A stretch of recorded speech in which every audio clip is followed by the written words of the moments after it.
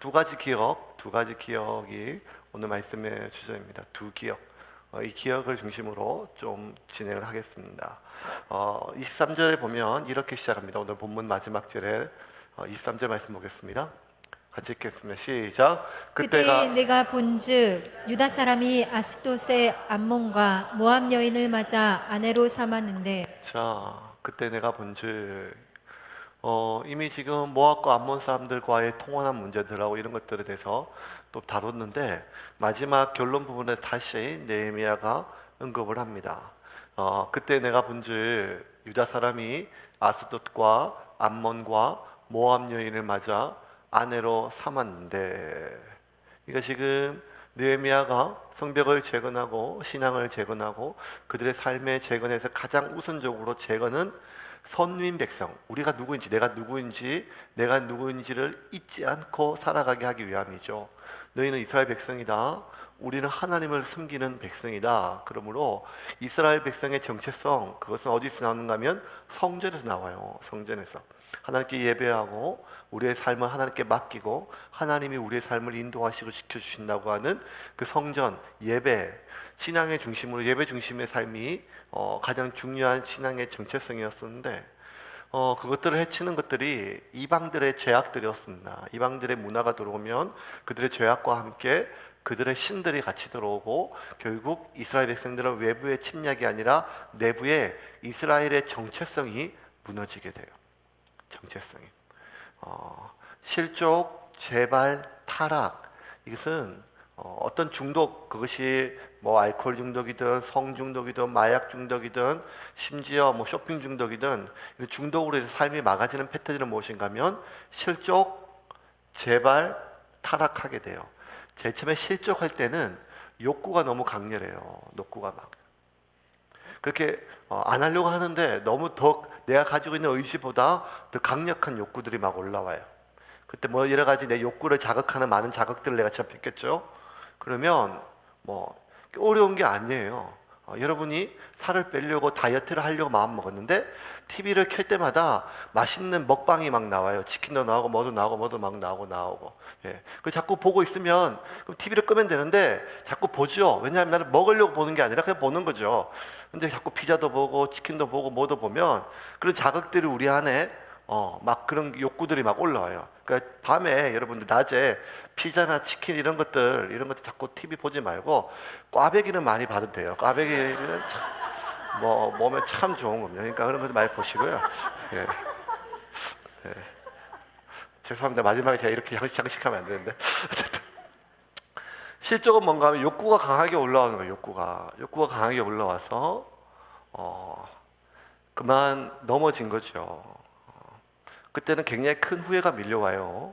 비참이 밀려오고 굉장히 크게 회개하고 하나님께 아주 간절하게 회개합니다. 그러다가 용서해 주시면 다시 재발돼요. 재발할 때는 욕구가 강력한 게 아니라 그리스도인의 정체성이 약화돼요. 굳이 뭐 내가 이미 뭐 이렇게 우리가 옷도 깨끗한 거 처음 입었을 때 뭐 더럽혀지는 거 이런 거 별로 안 드는데 조금 많이 더럽혀지면 뭐 하나 묻는 거 별로 안 불편해요. 2주 전에 모르는 전화가 왔어요. 그 전화를 받으니까 저보고 빨리 내려오래요. 누구세요? 그러니까 1층에 있는 여행사 여직원인데 저 좀 빨리 내려오래요. 무슨 전화로 얘기하시죠? 그러니까 자기가 주차하다가 실수로 차를 긁었대요. 가슴이 철렁하잖아요. 그래서 제가 물었어요. 트라제예요? 카니발이에요? 그랬더니만 트라제예요 그런 거예요. 그래서 제가 아주 목사답게 그냥 가세요. 이웃끼리 뭐 그럴 수도 있죠. 그래도 막 꼭 내려오시라고 많이 끌었다고 아니 괜찮다고 그냥 심신의 안정을 취하고 쉬시라고 그래서 내려오라 그래. 내려갔더니만 뭐 이렇게 뭐 모르겠어요. 하도 더러워가지고 어디가 끌었는지도 잘 모르겠어요. 그 이만큼 끌었대 자기가. 그랬더니 제가 이제 목사로서의 아주 그 너그러운 마음과 치유를 하면서 많이 놀라셨겠네요. 살다 보면 그럴 수도 있지요. 괜찮습니다. 이렇게 주차한 제가 잘못이지요. 이렇게 하고 보냈어요. 왜 그렇게 쓸까요? 목사라서요? 아니죠. 제가 만약에 카니발이라는 얘기를 들었다면 6층에서 뛰어내렸을 거예요. 실족은 그래요. 실족할 때는 자기가 처음 넘어짐에 대한 안타까움이 있어요. 자기는 넘어지지 않았어요. 인생에 오점이 없으니까. 근데 한번 이렇게 더럽혀지고 나면 재발될 때는요, 이미 한번 더럽혀졌기 때문에 내가 가치관이 약화돼요. 그래서 사탄이 우리를 공격할 때 처음에 실족은 우리의 욕구를 막 자극하고 우리를 다시 재발로 넘어지게 할 때는 우리가 가지고 있는 가치관들을 약화시켜요. 근데 마지막 타락의 단계에서는 뭘 하는가 하면 그리스도인의 정체성을 약화시켜요. 그래, 나 같은 게 무슨 예수 믿는다고, 나 같은 게 무슨 목사라고, 나 같은 게 뭐라고. 그래서 그냥 막 무너지게 만들지요. 이스라엘 백성들이 무너질 때도 비슷했어요. 제일 처음에 돈에 대한 것, 쾌락에 대한 것 반복적으로 욕구를 자극했어요. 풍요의 신 바알, 쾌락의 신 아스도, 마세라 뭐 이런 것들이. 근데 회개하고 넘어졌었는데 그 다음에 재발할 때는 그들이 가지고 있는 정체성이 약화되는 거예요. 굳이 뭐 남들 다 이러는데 나라고 뭐 이렇게 굳이 이렇게 뭐 특별하게. 마지막에 그들이 완전히 타락했을 때 어떤가 하면 우리가 무슨 뭐 히브리인이라고, 내가 무슨 예수 믿는 사람이라고, 그때 내가 한 거 다 무의미하고, 내가 한 노력, 내가 그렇게 신앙적으로 한 것도 의미 없고, 네가 그렇게 하는 것도 내가 다 해봤는데 다 의미 없다고 나한테도 냉소적이고 상대방의 모든 사람들도 냉소적으로 여겨지지요. 이렇게 이스라엘 백성들이 완전히 마지막에 무너질 때는 자신의 그리스도인의 정체성, 하나님의 백성이라고 하는 정체성이 완전히 무너졌을 때 타락하게 돼요. 이스라엘 백성들을 무너뜨릴 때 이 사탄이 전략하는 건 이방 문화로 먼저 자극하고 이방의 풍요로움으로 자극을 해서 그들을 실족하게 만들고, 그리고 그들의 정체성을 약화시키고 마지막에 정체성을 무기력하게 만들어서 결국 자기가 스스로가 하나님이 선택한 선민이라고 하는 자아의식을 포기하게 만들면 이제 다 게임이 끝나죠. 그때부터 삶이 굉장히 편해요. 사탄도 우리를 안 건드려요. 편하게 그냥 뭘 하든지 간에 아주 편하게 할 수 있죠.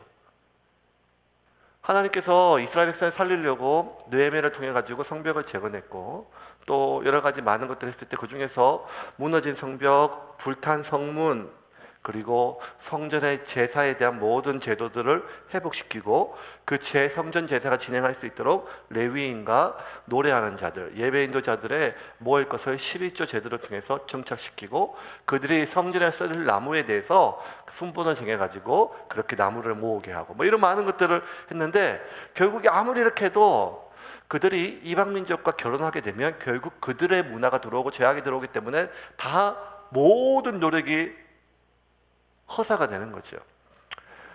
느헤미야가 또 기가 찼습니다. 그래서 너무 화가 났고 너무 절망적이라서 좀 느헤미야의 대응이 너무 이해되지 않을 만큼 과격한 대응이 있었습니다. 25절입니다. 25절 같이 읽겠습니다. 시작. 내가 그들을 책망하고 저주하며 그들 중 몇 사람을 때리고 그들의 머리털을 뽑고 이르되 너희는 너희 딸들을 그들의 아들들에게 주지 말고 너희 아들들이나 너희를 위하여 그들의 딸을 데려오지 아니하겠다고 하나님을 가리켜 맹세하라 하고. 자, 느헤미야 한 행동 크게 네 가지로 나눠서 첫 번째 책망하고, 두 번째 저주하고, 세 번째 때리고, 그 다음에 머리털을 뽑았어요. 자, 이거 뭐죠? 학대죠, 학대. 지금 뭐 미투 뭐 이거 다 걸려요 지금 여기서. 그러니까 느헤미야가 책망하고 히브리어 원어는 욕했다 그랬어요. 아주 욕을요, 막 심한 욕을요. 욕하고 저주하고 모욕하고 때렸대요. 막 한꺼번에 한 게 아니라 차근차근. 와우라고 한 동사가 그리고라는데 와우라고 한 그 부사가 있는데 계속 나와요. 하나하나 그냥 그들을 막 말할 수 없는 욕을 하고 저주를 했어요. 저주를. 그리고 때리고 마지막에 머리털을 다 쥐어 뜯어놨대요. 예.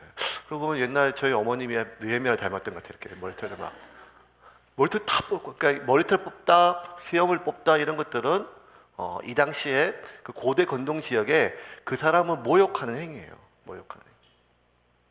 그러니까 인간이 인간에게 절대 해서는 안 될 그런 아닌데 막 침 뱉고 따기 때리고 막 이런 것처럼 그냥 상체 이런 차원을 넘어서 아주 모멸감이 느끼도록 느헤미야가 굉장히 점잖은 사람이고 페르시아에서 배운 사람이고 최고 관료였고 지금 이 파견된 총독입니다. 최고 고위 공무원입니다. 근데 느헤미야 이렇게 할 필요가 없어요. 너무 화가 나면 죽이면 돼요. 그냥 깔끔하게 사형을 내립니다. 사형. 화가 나면 죽이면 돼요. 자기가 직접 이렇게 손을 안 대고 자기가 이렇게 자신이 이렇게 교양 없는 사람처럼 행동 안 해도 돼요. 근데 느헤미야가 이렇게 한 거는 너무 분노해서 감당할 수 없는 감정으로 처리한 것이 아니라 단호하고 즉각적인 조치였어요. 이제 이 백성은 더 이상 말로 해서는 안 된다.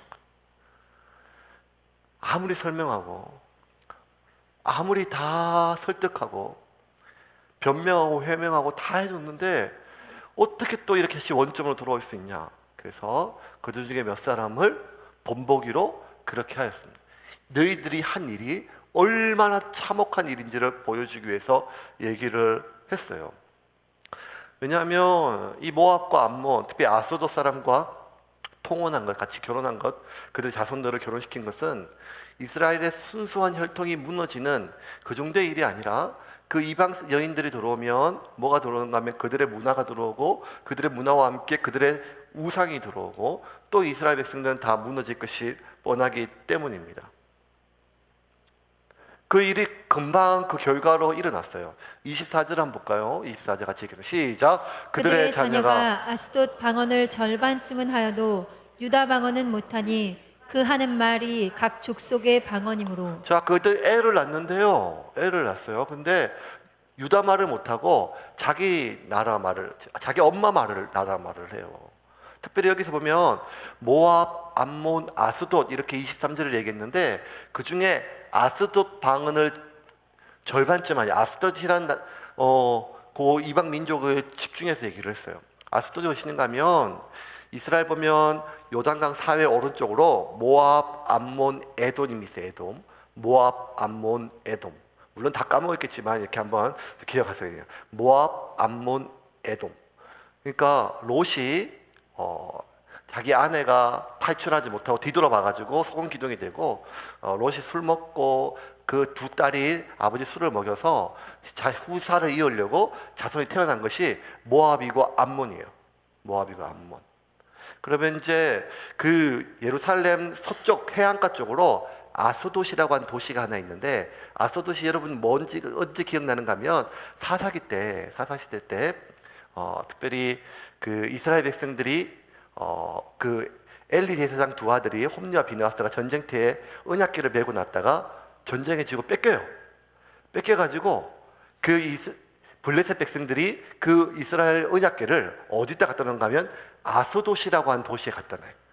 아스돗에 뭔가 하면 블레셋의 다곤 신이라고 하는 자기들이 섬기고 있는 우상신이 있는데 다곤 신의 신전에다가 그 전리품으로 갖다 놨어요. 그리고 그 다음날 이 다곤 신전이 엎어져가지고 목이 떡뻑 부러졌던 그 장면들이 물론 기억이 안 났지만 그런 내용이 있습니다. 그런 내용이 있는데 아스돗이 그게 그러면 아스돗은 어디 뭔가 하면 뭐 동쪽에 모압, 암몬하고 다르고 서쪽에 있는 블레셋의 한 민족이에요. 블레셋의 민족인데 모압, 암몬 그 다음에 이쪽에 히브리들은 아람어와 관련된 세머라고 하는 썼어요. 벌써 막 복잡해지겠는데 노아의 후손이 셈, 함, 야벳이 있죠. 그 중에 장남 셈의 후손들을 쓰는 언어들이 그 아시아, 아프리카 계열에 있는 주 언어인데 그 세머 계열이 아람어가 있어요. 아람어. 지금 그 바벨론 중심으로 페르시아 제국서를 쓰고 있는 언어. 그 다음에 모압, 암몬, 히브리어 이런 것이 세머 계열이라서 자기들끼리는 60-70% 거의 비슷해요. 그런데 이 아스돗은 블레셋 지역인데 이쪽은 어떤 언어를 쓰는가 하면 셈의 후손이 아니라 함어 계열이기 때문에 말이 완전히 달라요. 그래서 똑같이 이방 민족을 와가지고 아내를 삼아도 모압과 암몬 며느리의 아이들은 말이 좀 통해요. 근데 아스돗에서 온 그 며느리들의 아이들은 말이 하나도 안 통해요. 그러니 말도 안 통하는 이 사람들, 이 아이들에게 어떻게 히브리어 10계명을 가르치고 모세 계명을 가르치며 율법을 가르치고 암송하고 준행할 수 있겠어요? 당연히 지금 모든 것이 다 무너졌겠죠. 그래서 지금 느헤미야는 특별히 아스돗 반응은 절반쯤 하여도, 그러니까 아스돗이라고 하는 그 지역적으로 집중적으로 얘기를 했어요. 그러니까 이만큼 지금 실제적으로 이방 민족과 사람을 면으로 들여와가지고 이스라엘 백성들이 다시 원점으로 말도 통하지 않고 그들의 문화로, 그러니까 히브리어도 모르고 아람어도 모르는데 어떻게 지금 그 히브리언들이 믿고 섬기는 하나님에 대한 개념과 그 신앙 교육이 되겠습니까? 그러니까 그냥 불을 보듯 떠나죠. 아소도는 누굴 섬겼다고요? 다곤신을 섬겼어요.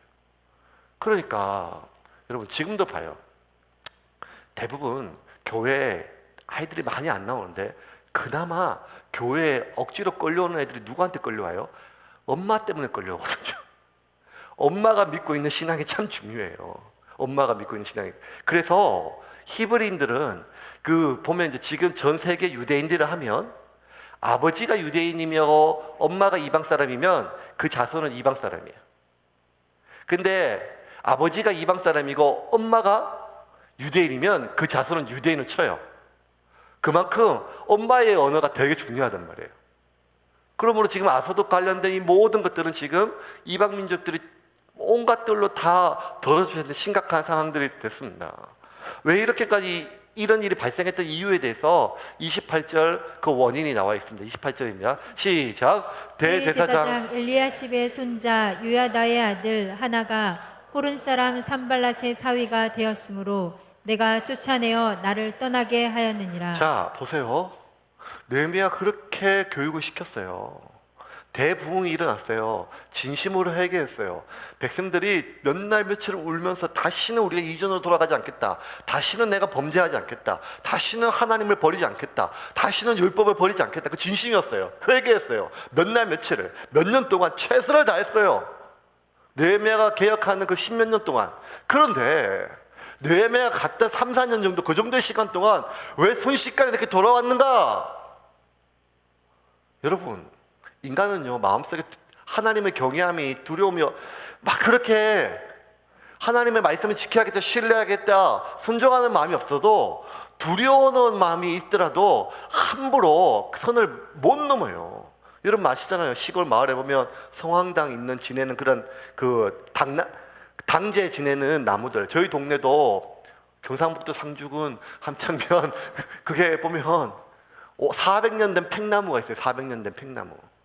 그 나무에 매년 동네 제사를 지냈는데 도로가 이렇게 가야 되는데 그 팽나무 때문에 마을 모든 어른들이 결사항쟁을 해서 도로가 이렇게 났어요. 이렇게. 그 나무를 아무도 건드리지도 못해요.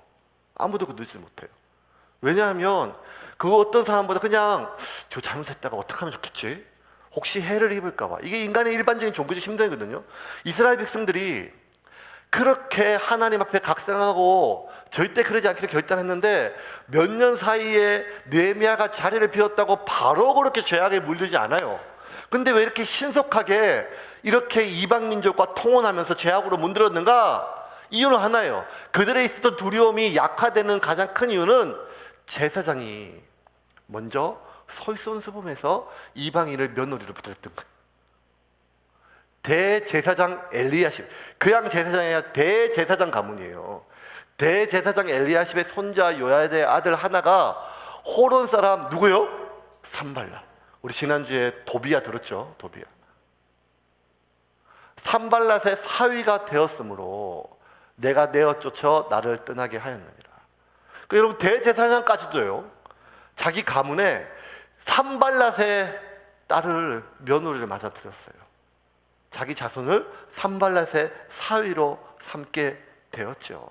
그러니까 어떤 제사장은, 특별히 성전의 책임을 맡은 가장 최고 제사장, 대제사장은 아니지만 성전 책임을 맡았던 제사장은 그 성전에다가 도비아의 집무실을 마련해주고, 도비아에 어떻게 집무실을 마련하겠어요? 그 자기 목이 나가는 일인데. 이제 이해가 되죠? 대제사장이 산발랏과 사위를 맺어지니까 자기는 도비아하고 어떻게 선을 연결하겠다는 거죠. 그러니까 모든 백성들이 야, 저래도 되는갑다. 대제사장도 그렇게 하고 제사장도 그렇게 하고, 그러니까 이게 되는갑다. 여러분, 만약에 여러분 제가 주일날 막 그냥 사람들 젊은 청년들 많은데 오후에 청년들 모아놓고 맥주도 마시고 야 예수님도 주님 포도주를 만들었어 소주도 한 잔 마시고 막 이렇게 했다 해보세요. 그러면 지들끼리 가서 아무리 부모가 나 말려도 목사님도 한 잔 하는데 이게 무슨 상관이 있겠어? 이게 안 무너지겠습니까? 이거는요 불을 보듯 뻔해요. 대제사장부터 이렇게 가문이 이방인과 통혼하였는데 어떻게 안 무너지겠습니까? 그런데 여러분 여기서 보세요. 어떻게 대제사장이요, 제사장이요, 산발락과 도비아가 어떤 사람이에요? 이스라엘의 철천지 원수거든요. 자기들도 죽을 뻔했어요. 산발락과 도비아가 죽이려고 하니까. 산발락과 도비아가 쳐들어온다고 하니까 자기들도 한 손에 창 들고 한 손에 곡괭이 들고 그러면서 한 손은 지키고 한 손에 성벽 쌓았던 사람들이거든요. 그렇게 철천지 원수이고 우리 민족의 원수이고 나를 죽이려고 했던 사람하고 어떻게 사돈이 되고 그들에게 성전에다 집무실을 내어줄까요? 이유는 하나밖에 없어요. 산발락과 도비아가 가지고 있는 돈이었어요. 영향력이었어요. 느헤미야는 본국으로 송환되고 그리고 산발락과 도비아는 자기가 가지고 있는 힘과 돈과 영향력으로 끊임없이 제사장들에게 연줄을 넣어서 자신들이 뇌물을 주고 영향력을 행사하였어요. 그래서 그들이 결국 산발락과 도비아 같은 이방인들과 가문의 언약을 맺고 결혼을 시켰어요. 여기서 하나 우리가 볼 게 있어요. 지금 제사장, 대제사장 이런 사람들은요 영적 지도자들이에요. 근데 영적 지도자들의 타락이 영적으로 타락한 게 아니라 지극히 세속적으로 육적으로 타락했다는 거예요. 이들이 하나님을 안 섬기고 바알을 섬긴 게 아니에요. 이들이 하나님을 배신하고 아세라를 섬긴 것도 아니었어요. 이들이 이제 하나님 아니다, 이제부터 다곤신을 믿겠다고 다곤신으로 넘어간 게 아니에요. 제사장들의 영적 지도자들의 타락은 영적인 타락이 아니라 돈에 대한 타락이었어요. 세상에 대한 그 풍요에 대한 타락이었어요. 어쩌면 오늘날 한국 교회의 성도들의 삶에 무너진 데 지대한 영향력은 저를 비롯한 목회자들의 타락이죠. 목회자들의 타락은 성적 타락도 있지만 영적 타락이 아니라 지극히 세속적인 타락이에요. 가장 심각한 거, 성적인 타락은 자기도 알고 남들도 타락인 줄 알아요. 근데 돈에 대한 타락, 명예에 대한 타락, 권력에 대한 타락, 영향력에 대한 타락, 이거는요 자기도 모르고 교인들도 속이고 교인들도 알면 자기도 모르고 온갖 이런 것들이 섞여 있어가지고 하나님과 재물을 겸하여 섬길 수 없다고 했는데도 불구하고 부의 세습, 교회의 세습, 이 모든 것들이 이렇게 넘어가는 많은 이야기들. 물론 대다수의 목회자들은 가난해요. 지금도 체제 생계비도 못 되는 그러한 박봉으로 어떻게든지 성전을 지키고 기도의 재단을 지키는 얼마나 많은 무명의 목사님들이 얼마나 많은지 몰라요. 근데 그럼에도 불구하고 상당수의 목회자들은 교회가 크고 부흥하면 할수록 영적으로 다른 우상에게 넘어간 것이 아니라 그 물질적 영향력을, 힘의 영향력을, 명예의 영향력을 이기지 못하고 조금씩 그리고 더 이상 돌이킬 수 없을 만큼 타락해 간 것은 느헤미야 시대나 지금이나 수천 년 기독교 역사 가운데 있어요. 뭔가 하면 영적 지도자들의 타락은 영적으로 오는 게 아니라 돈으로 먼저 와요.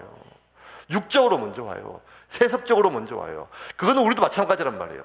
우리의 타락도 영적으로 먼저 오는 게 아니라 우리의 강력한 유혹은 육적으로 돈의 권력으로 인정받고 내 이름이 드러나고 영향력을 행사하고 싶은 이러한 욕구들이 우리의 가운데 들어온다는 것입니다. 이 제사장들의 눈이요 가리워졌어요.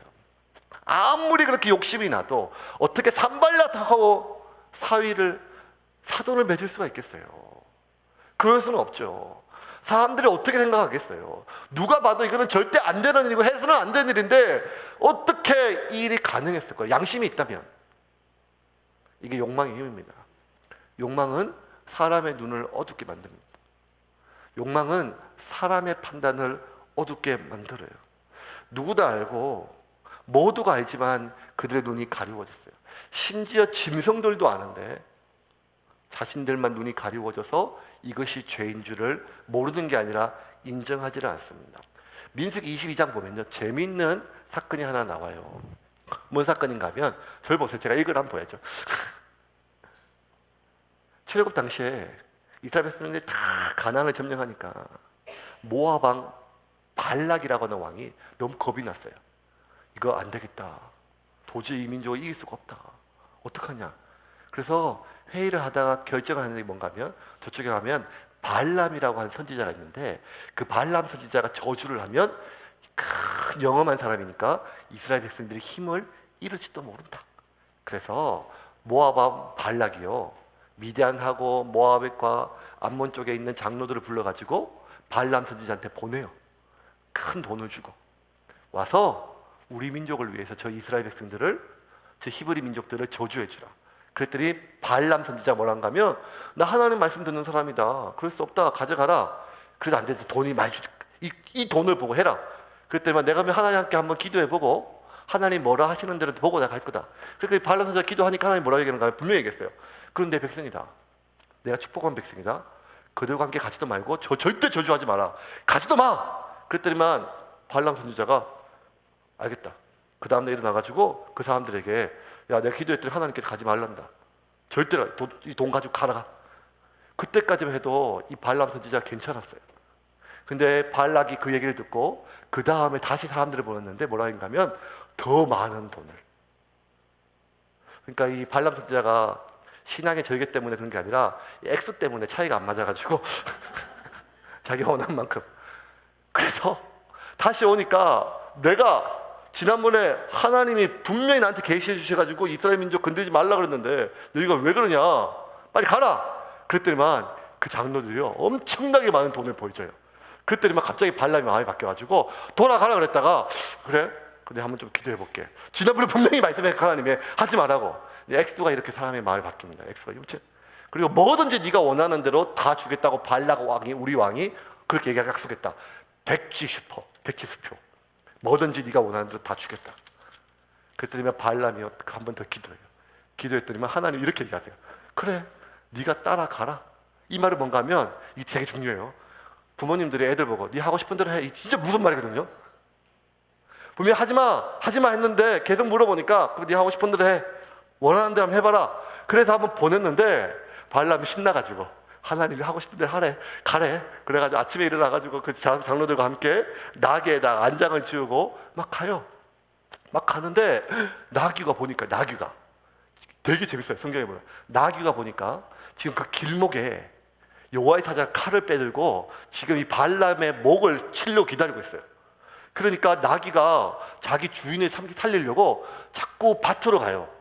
그러니까 이 발람이 눈이 어두워서 천사는 못 보고 그냥 자꾸 나귀를 때리면서, 이놈 새끼야 왜 말을 안 듣냐, 막 몇 번 때려요. 몇 번 때리니까 여러분, 나귀가 갑자기 말을 해요. 왜 날 때리냐, 성질을 내면서. 그런데 되게 웃겨요. 성경 읽어보면요, 그 이민수기 읽어보면요, 갑자기 나귀가 막 말을 하면서 막 때리면 나귀가 말을 하거든. 왜 때리냐고. 그럼 놀려야 되잖아요. 근데 너무 기가 막히면, 발람이 너무 막 기가 막히니까 댓글을 해버렸어요. 네가 말을 안 들어서 때렸지. 그래가지고 막 그런 이야기가 막 나와요. 그게 이제 읽어봅시다. 오늘 본문 28절에 같이 읽겠습니다. 시작. 여호와께서 나귀 입을 여시니 발람에게 이르되, 내가 당신에게 무엇을 하였기에 나를 이같이 3번을 때리느냐. 발람이 나귀에게 말하되, 내가 나를 거역하기 때문이니 내 손에 칼이 있었다면 나귀가 발람에게 이르되, 나는 당신이 오늘까지 당신의 일생 동안 탄 나귀가 아니냐. 내가 언제 당신에게 이같이 하는 버릇이 있었더냐. 그가 말하되 없었느니라. 30절 보세요. 나귀가 발람에게 이르되, 나는 당신이 오늘까지 당신의 일생 동안 탄 나귀가 아니냐. 내가 언제 당신에게 이같이 하는 버릇이 있었더냐. 그가 말하되 없었. 여러분, 지금 나귀하고 하는 게 아니라 자기 마누라하고 얘기하는 것 같아요. 내가 일평생 당신하고 살면서 이렇게 말 안 들은 적이 있었냐. 내가 없었지. 당신은 그런 적이 없었지. 뭐 이런 것처럼 지금 나귀하고 지금 발람하고 이야기가 된다니까. 깊은 얘기가. 진짜 그동안 속 깊은 얘기가 이게 막 되고 있어요. 그래서 31절에 계속 읽겠습니다. 시작. 그때 그때 여호와께서 발람의 눈을 밝히심에 여호와의 사자가 손에 칼을 빼들고 길에 선 것을 그가 보고 머리를 숙이고 엎드리니 여호와의 사자가 그에게 이르되 너는 어찌하여 내 나귀를 이같이 3번 때리느냐 보라 내 앞에서 내 길이 사악함으로 내가 너를 막으려고 나왔더니 나귀가 나를 보고 이같이 3번을 돌이켜 내 앞에서 피하였느니라. 나귀가 만일 돌이켜 나를 피하지 아니하였다면 내가 벌써 너를 죽이고 나귀는 살렸으리라. 발람이 여호와의 사자에게 말하되 내가 범죄하였나이다. 당신이 나를 막으려고 길에 서신 줄을 내가 알지 못하였나이다. 당신이 이를 기뻐하지 아니하시면 나는 돌아가겠나이다. 자 보세요. 길을 났을 때 그 여호와의 사자가 칼을 들고 있는 걸 보고 25절에 보면 제가 읽을게 25절 그대로 읽을게요. 들으세요. 나귀가 여호와의 사자를 보고 몸을 담에 대고 발람의 발을 그 담에 짓누름에 발람이 다시 채찍질하니 23절에도 나귀가 여호와의 사자가 칼을 빼고 손에 들고 길에 선 것을 보고 길에서 벗어나 밭으로 들어간지라 발람이 나귀의 길로 돌이키고 채찍질하니 나귀가 말하기 시작한 것은 이제 나귀가 갑자기 너무 답답해서 말한 게 아니라 하나님이 기적적으로 나귀를 말하게 하셨어요. 그거는 이렇게 그 뒤에 28절에 아까 볼까요? 28절 볼까요? 28절 다시 28절 처음부터 제가 이렇게 여호와께서 나귀의 입을 여시니까 나귀가 말하기 시작한 것은 하나님께서 나귀의 입을 여셔서 그렇게 해요. 그런데 하나님께서 나귀의 입을 열기 전에 나귀는 벌써 여호와의 천사가 칼을 들고 서 있는 걸 봤어요. 하나님이 초자연적으로 그에게 신비한 나귀의 능력을 주기 전에 나귀는 벌써 보여요. 지금 자기 눈앞에 여호와의 사자가 칼을 들고 서 있는 게 나귀의 심정으로 나귀의 지능으로 나귀의 영적 상태를 봤을 때도 지금 여호와의 사자가 칼을 들고 발람을 죽이려고 하는 게 보여요. 2번씩이나. 그래서 지금 자기 주인을 살리려고 지금 밭으로 가고 담벼락을 자꾸 막 기대고 막 살을 막 끓게 하는 거예요. 가면 죽는다고. 그런데 여러분 그냥 자연 상태의 나귀의 눈에도 짐승의 눈에도 보이는 그 여호와의 사자가 발람의 눈에 안 보여요.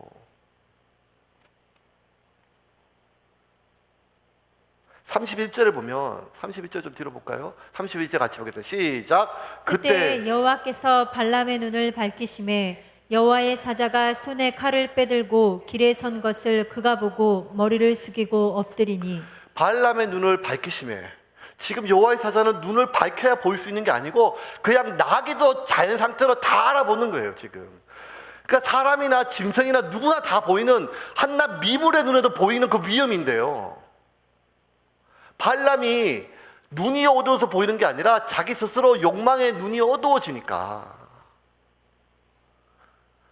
모든 사람이 다 알고 심지어 짐승도 아는데 본인만 이게 욕망이 아니라고 해요. 야, 이게 엄마가 나를 위해서 그러냐? 다 너를 위해서 그러지. 스카이캐슬이라고 하는 드라마 신나게 제가 보고 있습니다. 어쩜 그렇게 하나같이 똑같이 얘기를 해요. 이게 다 나 잘 되자고 하느냐? 너 때문에 하는 말이지. 자식이 망가지고 자기도 망가지는데 불구하고 그 명문대학이 뭐냐고. 저는 진짜 하민이 영진이 일찌감치 편하게 대안학교 보낸 것은 이런 걸 다 예상하고 보낸 게 아니라 얘들이 공부를 안 하니까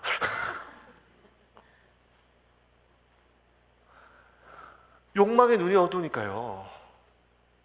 얼마나 많은 부모들이 자식이 망가지는 걸 알고도 불구하고 그걸 애써 외면해요.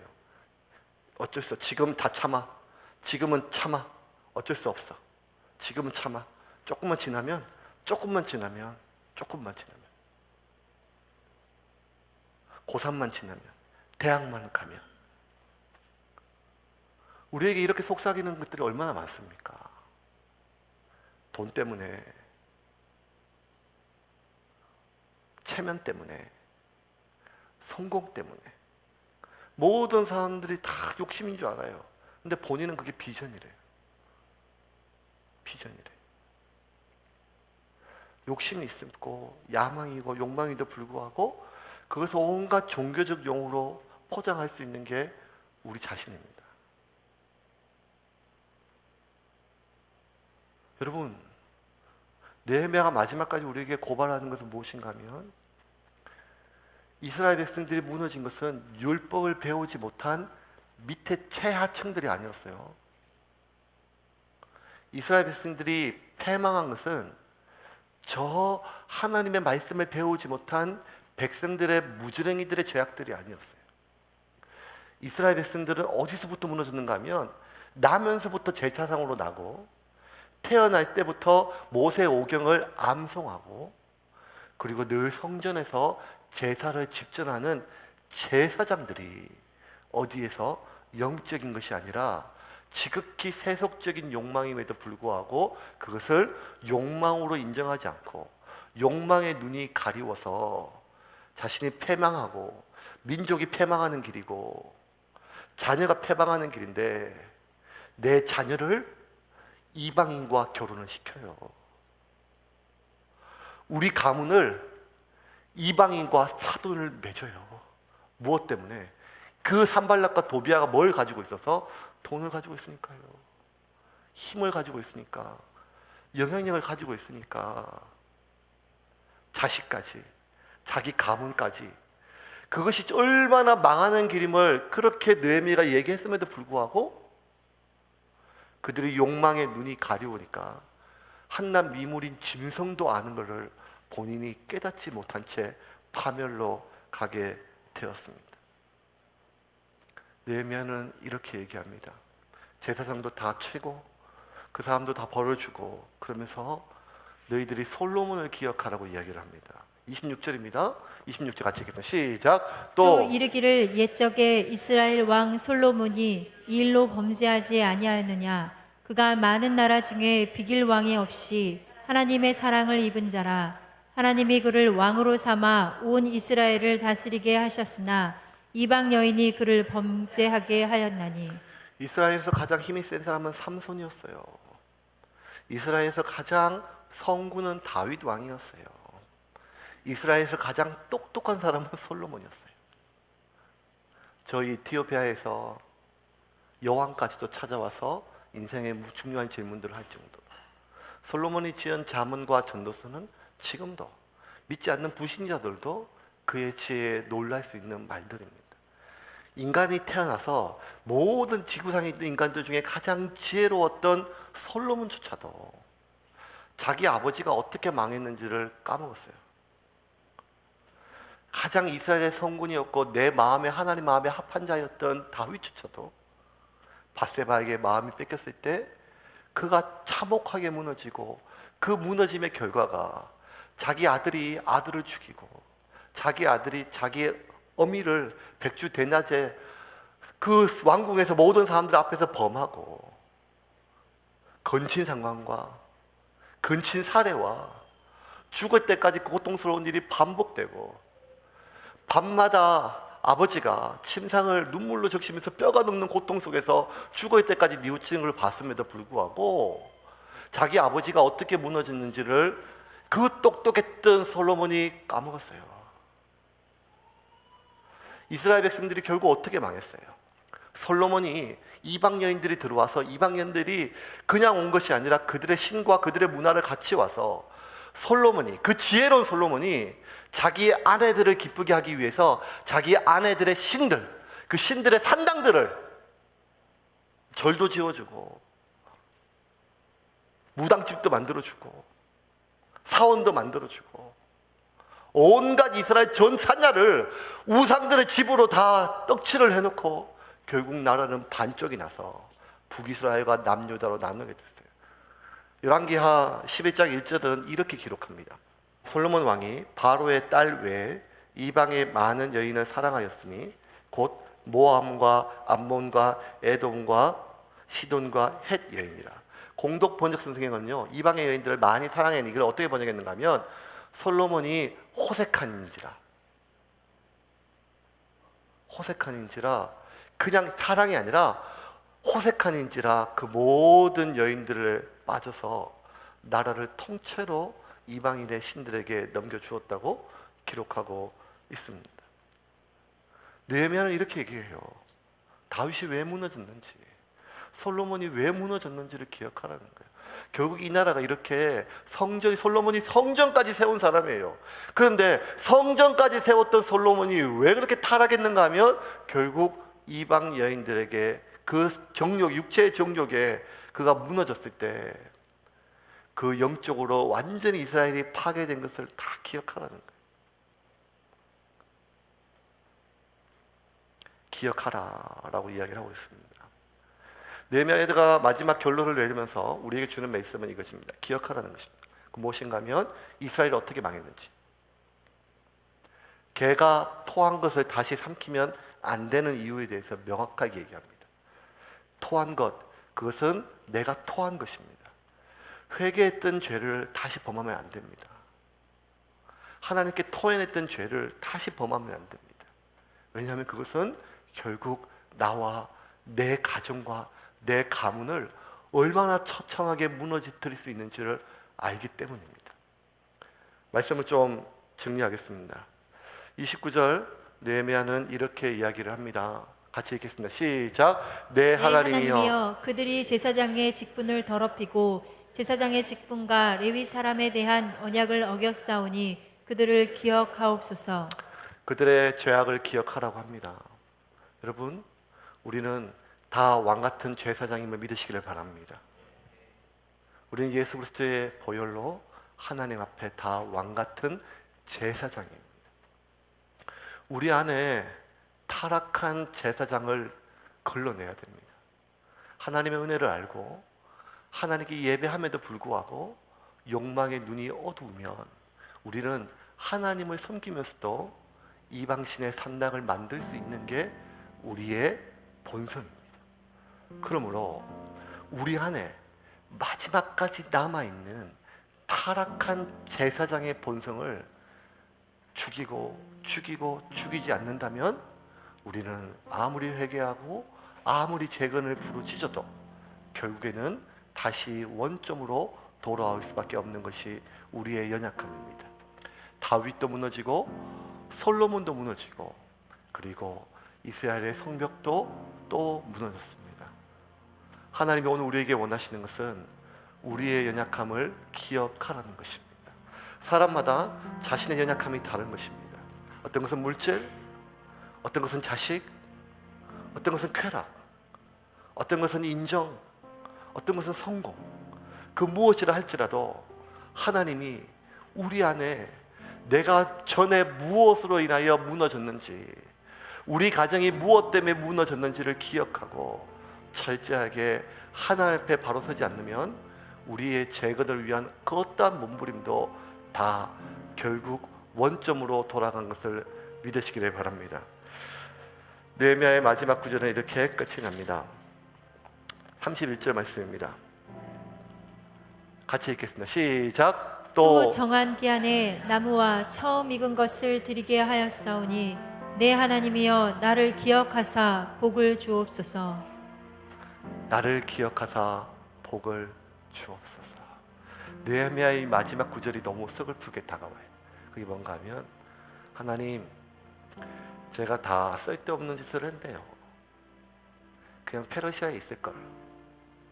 굳이 내가 뭘 민족을 살리겠다고, 나라를 살리겠다고 여기까지 와서 성벽이 무너진 거나 회복이 된 거나, 성문이 불탔으나 회복이 된 거나, 이스라엘의 성전이 다 없어졌거나 회복이 됐거나, 결국 이스라엘 백성들은 요 상태로 돌아올 것인데 제가 괜한 짓을 했네요.